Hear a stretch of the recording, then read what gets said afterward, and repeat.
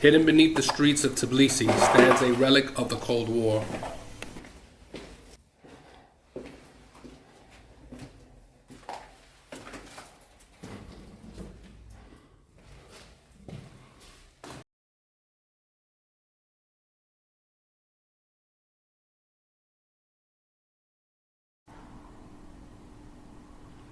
Behind this heavy steel door, one sealed from the world above, lays a Soviet command shelter, a place built to survive the unthinkable.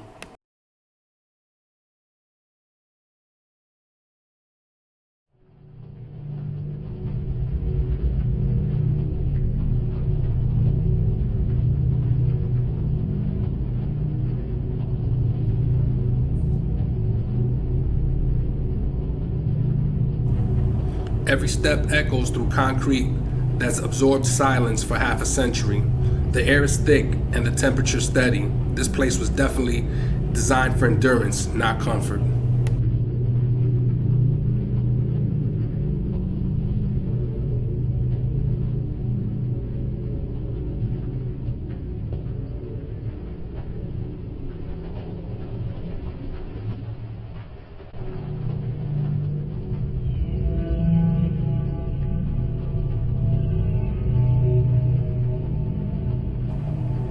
On this wall, orders, signals, and instructions once dictated survival. Every symbol had meaning, every line a protocol for life or death. Below it, a portrait of Joseph Stalin, watching silently as if still in command. The gas mask beside him, a reminder that loyalty alone could never protect you from fallout. Even underground, propaganda followed. The message was clear: obedience, endurance, and readiness, even in the face of annihilation.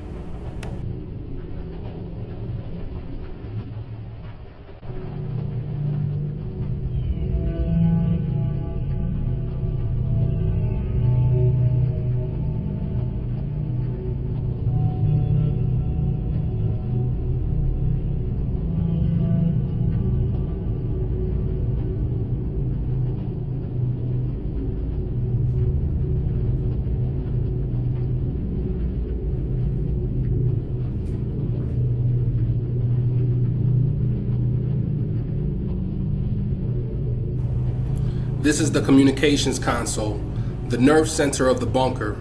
Built during the late Soviet period, it connected regional civil defense posts directly to Moscow's command network. The yellow handset linked to the secure emergency line, reserved for national alerts and high priority orders, while the white phone handled local transmissions between city shelters and response teams. Every switch and dial on this board served a purpose: routing signals, amplifying radio channels, and verifying power flows across the network. The meters on the right monitored voltage and signal strength, ensuring that communication could continue even during a blackout.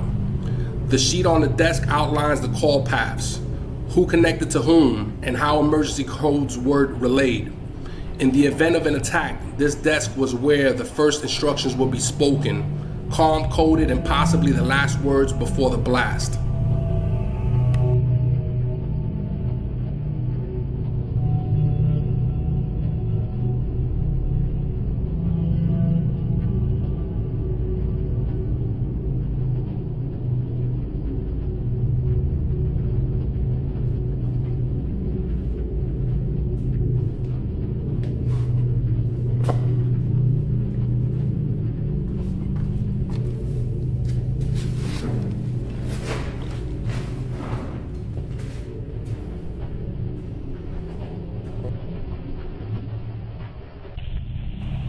Every bunker needed power. This diesel generator kept lights and air filters running even if the city above was destroyed.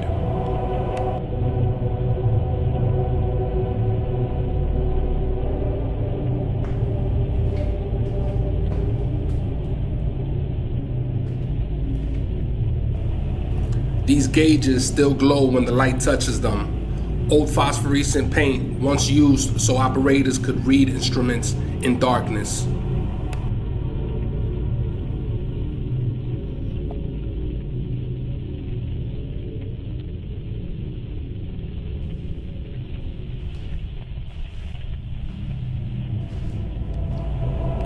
What you're looking at here isn't a generator. It's the bunker's lungs. This is the air filtration unit known as the FVU, short for Filtration Ventilation Installation. When the outside world filled with radioactive dust or toxic gas, the machine was the only thing keeping everyone in here alive. Air was drawn through a series of filters, first catching debris, then trapping chemicals and radioactive particles before being pushed into the bunker under positive pressure. That constant hum you would have heard wasn't just machinery, it was the sound of survival. And if the power ever failed, the soldiers had to crank it by hand, hour after hour, just to keep breathing.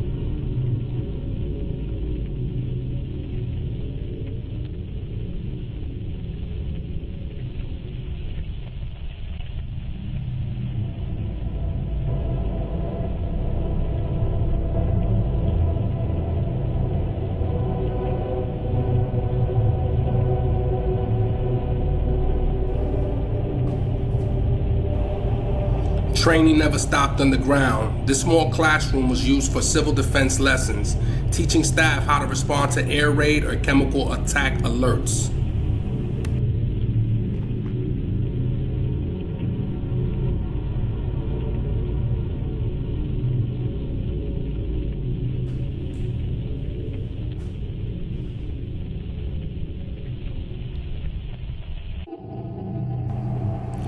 Here lies Soviet gas masks, each fitted with filters packed with asbestos filters. They protected against smoke and chemical vapors, but not radiation.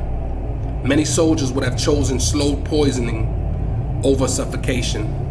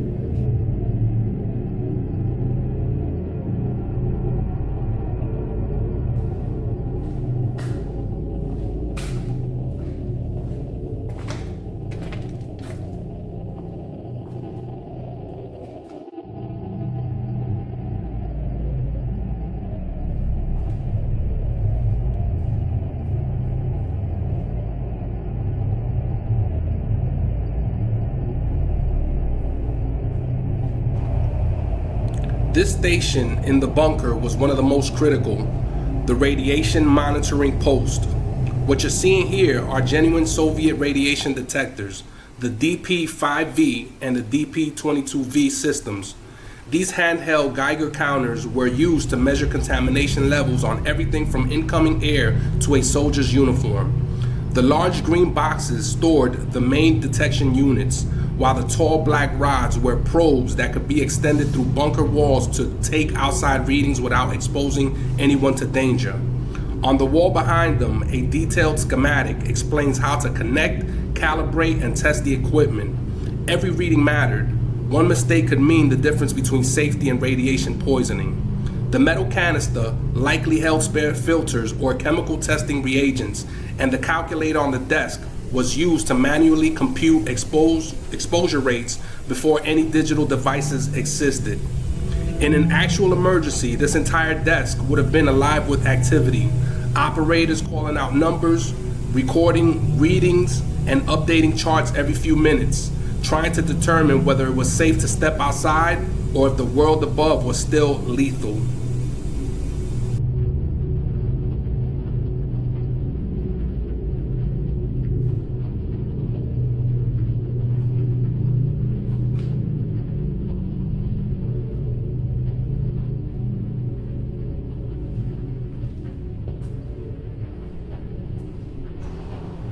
This was the bunker's second half of the nerve center, the command and communications post.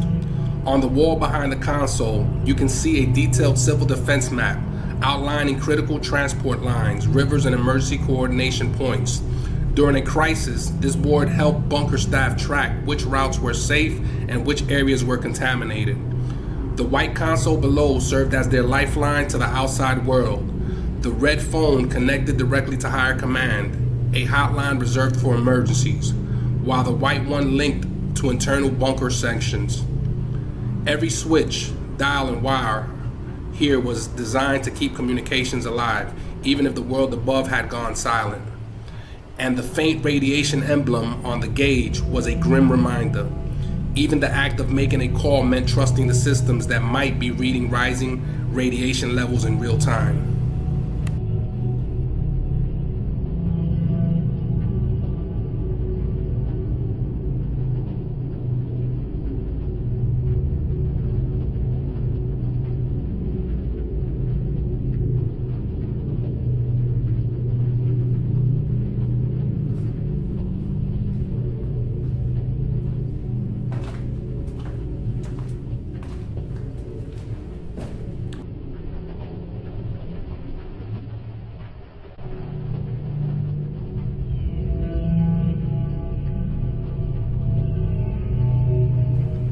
Beyond this point, the passage collapsed.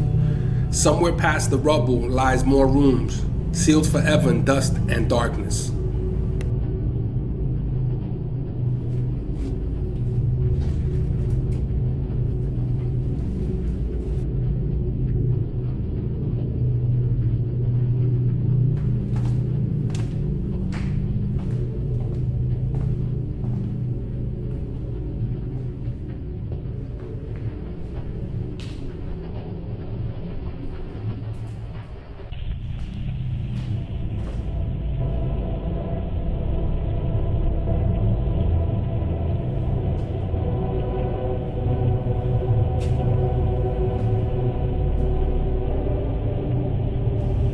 This corner served as a first aid post.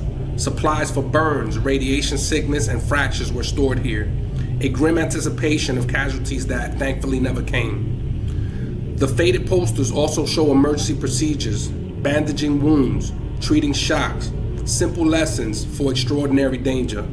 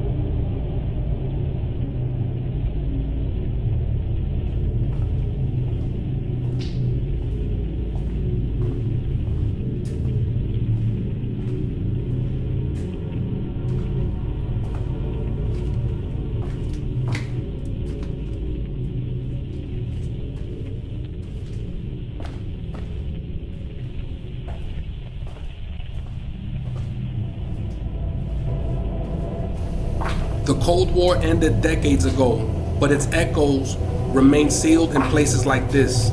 Concrete, steel, and silence, built for survival, now standing as memories of fear.